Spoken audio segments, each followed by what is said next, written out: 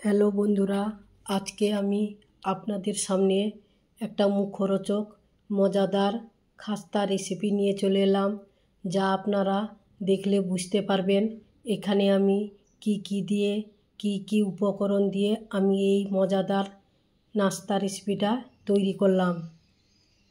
তাহলে hi friends, Manjushree home cook channel থেকে আমি মঞ্জুশ্রী আবারও চলে এলাম প্রতিদিনের মতো রেসিপি নিয়ে।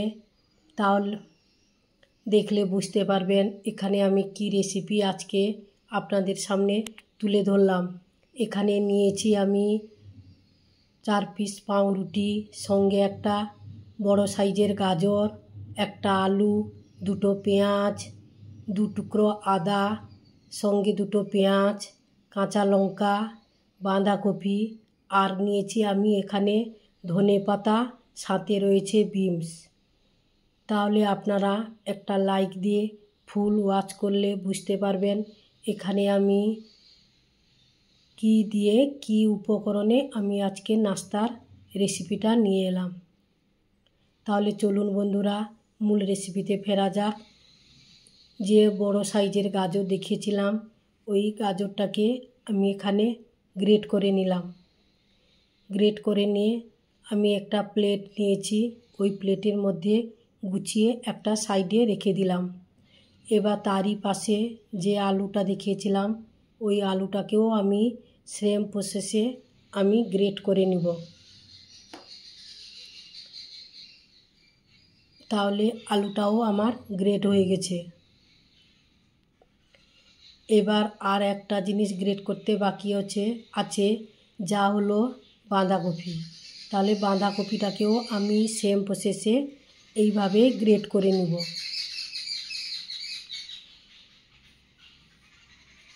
বাঁধাকপিটাকেও গ্রেট করে নিলাম।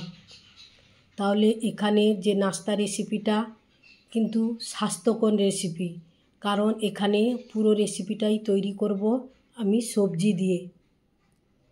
তাহলে বাঁধাকপিটাও গ্রেট করে নিলাম। আপনারা স্কিপ করবেন না, স্কিপ করলে বুঝতে পারবেন না আমি কি দিয়ে তৈরি করলাম। এবার বাঁধাকপিটা হয়ে এলো। এবার আমি যে পাউরুটি 4 পিস দেখেছিলাম, ওটা জলে ভিজিয়ে রেখেছিলাম আগে থেকে। এবার জল থেকে পাউরুটিগুলো আমি তুলে নিব। আপনারা চাইলে এখানে বেশি করেও পাউরুটি দিয়ে তৈরি করতে পারেন, আবার পাউরুটি না দিয়েও তৈরি করতে পারেন। আবার কেউ এই রেসিপিটা চিড়ে গ্রেট করে ওটস দিয়েও তৈরি করতে পারেন। তবে আমি এখানে এটা পাউরুটি দিয়ে তৈরি করেছি। তাহলে পাউরুটিটা হাত দিয়ে একটু আমি দলে নিলাম। বেশি দলার প্রয়োজন নেই, কারণ আগে থেকে ভেজানো ছিল। ওই পাউরুটির মধ্যে আমি গ্রেট করা গাজর, আলু আর বাঁধাকপি দিয়ে দিলাম একসঙ্গে। তারই সঙ্গে সঙ্গে যে 2টো পেঁয়াজ দেখিয়েছিলাম, ওই 2টো পেঁয়াজের কুচনো পেঁয়াজ দিয়ে দিলাম।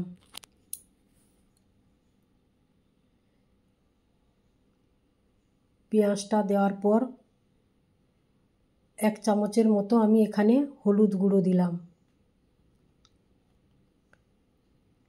আর দেব 1/2 চামচ লবণ। তারই সাথে সাথে আমি এখানে 1 চামচের মতো কাশ্মীরি লাল লঙ্কার গুঁড়ো দিলাম, 1/2 চামচ গোটা জিরে, আর যে বিনসটা কুচিয়ে রেখেছিলাম, বিনস আর কাঁচা লঙ্কা দিয়ে দিলাম। আদাটাকেও ছোট ছোট করে কুচিয়ে নিয়েছি। তাহলে আদা কুচনো, কাঁচা লঙ্কা, পেঁয়াজ, বিনস, আর তারই সঙ্গে সঙ্গে আমি দিয়ে দিলাম কিছু পরিমাণে ধনেপাতা কুচি, আর 3 চামচ কর্নফ্লাওয়ার দিলাম, আর দেব 3 চামচ বেসন। তাহলে বন্ধুরা এখানে কি উপকরণ দিলাম আপনারা বুঝতে পারলেন। 3 চামচ বেসন, 3 চামচ কর্নফ্লাওয়ার, আর 3 রকমের সবজি, কাঁচা লঙ্কা, পেঁয়াজ, ধনেপাতা, যা যা দিলাম আপনাদের সামনে তুলে ধরলাম, আপনারা ভিডিওটা দেখলে বুঝতে পারবেন। এবার সমস্ত উপকরণ দেওয়ার পর এবার আমি হাত দিয়ে ভালো করে সব সবজিগুলোর সঙ্গে মশলাগুলোকে মিশিয়ে নিব। ওই মাখানোটা হাত দিয়েই মাখাতে হবে।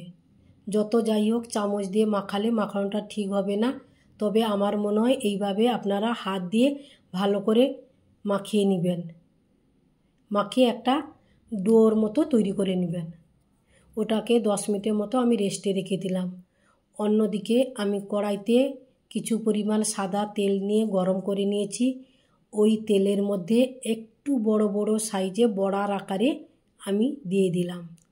তাহলে দেখুন বন্ধুরা আমি কিভাবে দিচ্ছি, আপনারা দেখলে বুঝতে পারবেন। একটু বড় বড় সাইজের দিলে দেখতেও ভালো লাগে এবং তৈরি করতেও বেশি সময় যায় না। আবার কেউ ছোট ছোট করেও দিতে পারেন পেঁয়াজির আকারে বা পকোড়ার আকারে, তবে আমি এখানে বড় বড় করে এখানে 5 পিসের মতো প্রথমে তেলের মধ্যে দিয়ে দিলাম। এবার গ্যাসের ফ্লেমটা লো টু মিডিয়ামে রেখে আস্তে আস্তে করে বড়াগুলোকে ভাজতে হবে।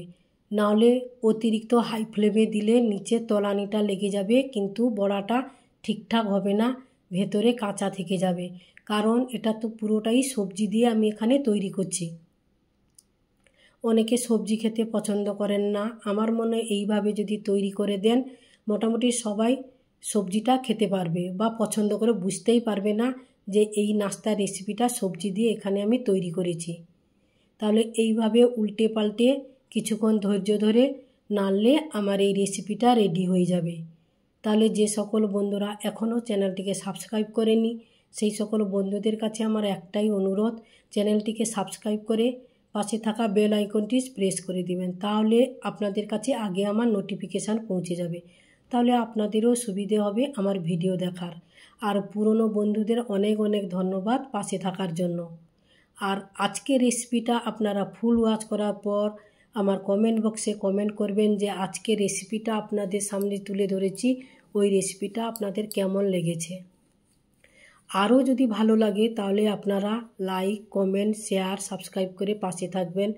দূরের বা কাছের বন্ধুবান্ধবদের কাছে বেশি বেশি করে শেয়ার করে দেবেন। তাহলে দেখুন বন্ধুরা মোটামুটিভাবে 10 থেকে 15 মিনিট এইভাবে আস্তে আস্তে নাড়াচাড়া করার পর আমার এই বড়া রেসিপিটা হয়ে এসছে, একেবারে লাল লাল হয়ে গেছে। এবার আমি কড়াই থেকে তুলে নিব। অবশ্যই একবার হলেও বাড়িতে এইভাবে ট্রাই করবেন। এই রেসিপিটা মুড়ির সঙ্গে খেতে খুব ভালো লাগবে, সন্ধ্যার সময় চায়ের সঙ্গে বা সকালের নাস্তার সঙ্গে খেতে ভালো লাগবে। তাহলে ভাজাটা হয়ে গেছে, এবার আমি ছান্তার সাহায্যে তেলটাকে ঝরিয়ে আস্তে আস্তে করে আমি তুলে নিব। কত সুন্দরভাবে একেবারে মুচমুচে একটা নাস্তা রেসিপি আপনাদের সামনে তুলে ধরেছি। এইভাবে আরও যে বাকিটা থেকে গেছে আমি আরও বাকিটাকে ওই তেলের মধ্যে দিয়ে আবারও আমি এইভাবে ভাজব। তাহলে আপনারা দেখলে পুরো রেসিপিটা বুঝতে পারবেন। আবারও আমি এইভাবে দিয়ে দিলাম বাকিটা যে থেকে গেছিল।